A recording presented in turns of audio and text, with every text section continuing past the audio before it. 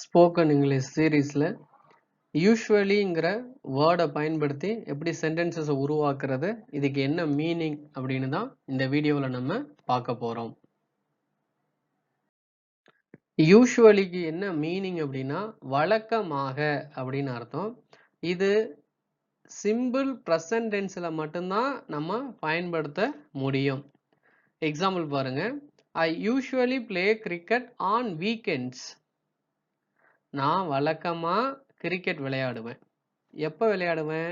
Weekends, வார இறுதியில் மட்டும்தான் நான் கிரிக்கெட் விளையாடுவேன். இது வழக்கமாக நடக்கிற ஒவ்வொரு வீக்கெண்டும் ஒவ்வொரு வாரமும் நடக்கிற விஷயம். இது ரெகுலர். அப்போது இந்த மாதிரி விஷயங்களை நம்ம சிம்பிள் ப்ரெசன்ட் டென்ஸில் மட்டும்தான் சொல்லணும். இப்போ இந்த பிளேங்கிறது மெயின் வேர்ப். முழு மீனிங் கொடுத்தா அதுக்கு பேர் மெயின் வேர்ப். இந்த பிளேவுக்கு முன்னாடி தான் நம்ம இந்த வேர்டை யூஸ் பண்ணோம். யூஸ்வலிங்கிற வேர்டை யூஸ் பண்ணோம். ஆக்சுவலாக இதுக்கு பேர் அட்வர்ப். ஒரு வேர்பை மிகைப்படுத்தியோ குறைப்படுத்தியோ பேசுனா அதுக்கு பேர் தான் அட்வர்ப். ஸோ அதுதான் usually. So I usually play cricket. நான் வழக்கமாக கிரிக்கெட் விளையாடுவேன். எப்போ விளையாடுவேன்? ஆன் வீக்கெண்ட்ஸ், வார இறுதியில் நான் வழக்கமாக விளையாடுவேன் அப்படின்னு அர்த்தம். ரெண்டாவது எக்ஸாம்பிள் பாருங்க, they usually do the homework on Sundays. அவங்க வழக்கமா செய்யறாங்க. என்ன செய்யறாங்க? ஹோம்ஒர்க் செய்யறாங்க. எப்போ செய்யறாங்க? ஆன் சண்டேஸ், ஞாயிற்றுக்கிழமைகள்ல அவங்க அவங்களுடைய ஹோம்ஒர்க்கை செய்வாங்க அப்படின்னு அர்த்தம். we அப்படின்னா நாங்கள். we usually write the class test afternoons. நாங்க வழக்கமா கிளாஸ் டெஸ்ட் எழுதுறோம். எப்போ எழுதுவோம்? மதிய நேரத்துல தான் எழுதுவோம். காலையில எழுத மாட்டோம். மதிய நேரத்துல நாங்க வழக்கமா தேர்வை எழுதுறோம். தேர்வு மீன்ஸ் அந்த class test. You usually sleep இன்.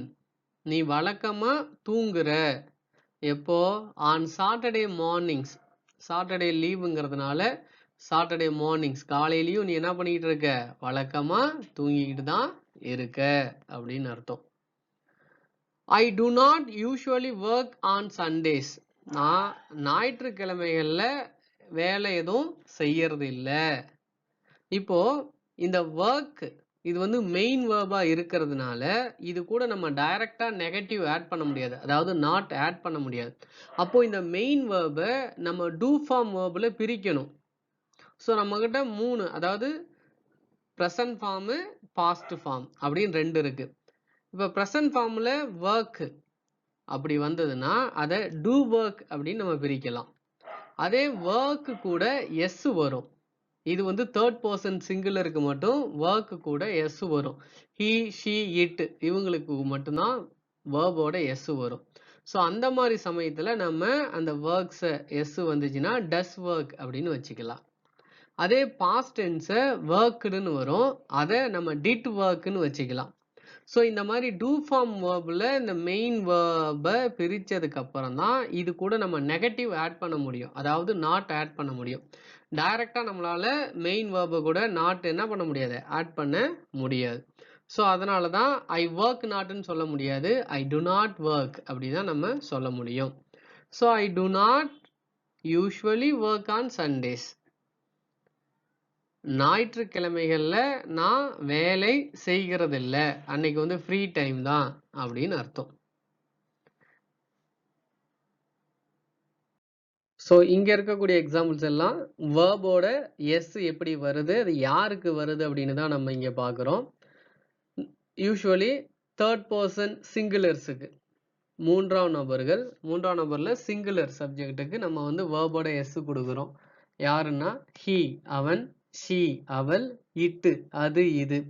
ஆக்சுவலாக அந்த இட்டுங்கிறது நான் லிவிங் திங்ஸ், உயிரற்ற பொருட்கள், அதை தான் நம்ம இட்டுன்னு சொல்லுவோம். அனிமல்ஸுமே இட்டுல தான் வருவாங்க. ஸோ இதை தான் நம்ம இட்டுன்னு சொல்கிறோம். எக்ஸாம்பிள்ஸ் பார்க்கலாம். He usually place tennis on weekends. He usually place அப்படின்னா அவன் வழக்கமாக விளையாடுகிறான். என்ன விளையாடுறான்? டென்னிஸுங்கிற கேமை விளையாடுறான். எப்போ விளையாடுறான்? ஆன் வீக்கெண்ட்ஸ், வார இறுதியில் வழக்கமாக அவன் டென்னிஸ் கேமை விளையாடுகிறான் அப்படின்னு அர்த்தம். அப்போ ஒவ்வொரு வாரமும் அது தொடர்ச்சியாக நடக்குது. she usually says, அந்த பொண்ணு வழக்கமா ஒரு விஷயத்த சொல்லுவா. என்ன சொல்லுவா? Okay, it will be all right. Okay, it will be all right அப்படிங்கிற ஒரு ஸ்டேட்மெண்ட்டை வழக்கமா பயன்படுத்துகிறாள் அப்படின்னு அர்த்தம். The dog usually barks at the strangers. ஒரு ஸ்ட்ரேஞ்சர் அப்படின்னா தெரியாத நபர்கள். தெரியாத நபர்களை பார்க்கும்போது அந்த நாய் வழக்கமா என்ன பண்ணுது? குறைக்கிறது. ஸோ அதனாலதான் பாக் கூட எஸ் பாக்ஸ் அப்படின்னு நம்ம கொடுக்குறோம். Devi usually sleeps in on Saturday mornings. தேவிங்கிற பொண்ணு வழக்கமா என்ன பண்றா? தூங்குகிறாள். எப்போ?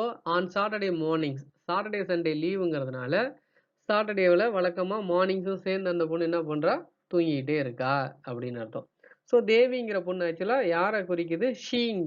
அதனால வேர்போட எஸ்.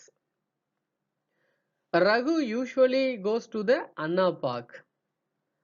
ரகு யூஸ்வலி கோஸ் அப்படின்னா ரவி வழக்கமாக செல்கிறான் ஒரு இடத்துக்கு. அந்த எந்த இடம்? அண்ணா park.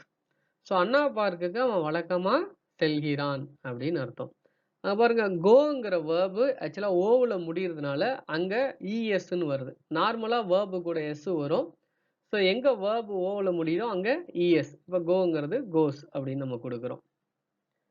He does not usually work on Sundays. அவன் வழக்கமாக சண்டேஸில் வேலை செய்கிறது இல்லை. அன்னைக்கு ஃப்ரீ, அவன் எந்த ஒர்க்குமே செய்ய மாட்டான். ஆக்சுவலாக ஹீக்கு நம்ம வந்து ஒர்க்ஸ்ன்னு கொடுப்போம். அப்போ அந்த ஒர்க்ஸை எப்படி பிரிக்கணும்? டஸ் ஒர்க்குன்னு பிரிக்கணும். அதை டஸ் ஒர்க் பிரித்ததுக்கு அப்புறம் தான் நம்மளால நாட் ஆட் பண்ண முடியும். Does not work. ஸோ இப்படி தான் நம்ம சென்டென்சஸை உருவாக்கலாம்.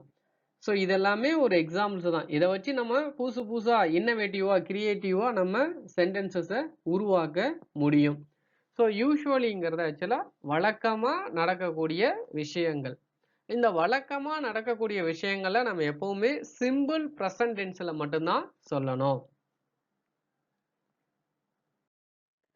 யூஸ்வலிங்கிற அட்வர்பை பயன்படுத்தி சிம்பிள் ப்ரெசன்ட் டென்ஸில் எப்படி எக்ஸாம்பிள்ஸை உருவாக்குறது அப்படின்னு தான் இந்த வீடியோவில் பார்த்தோம். தேங்க்யூ ஃபார் வாட்சிங்.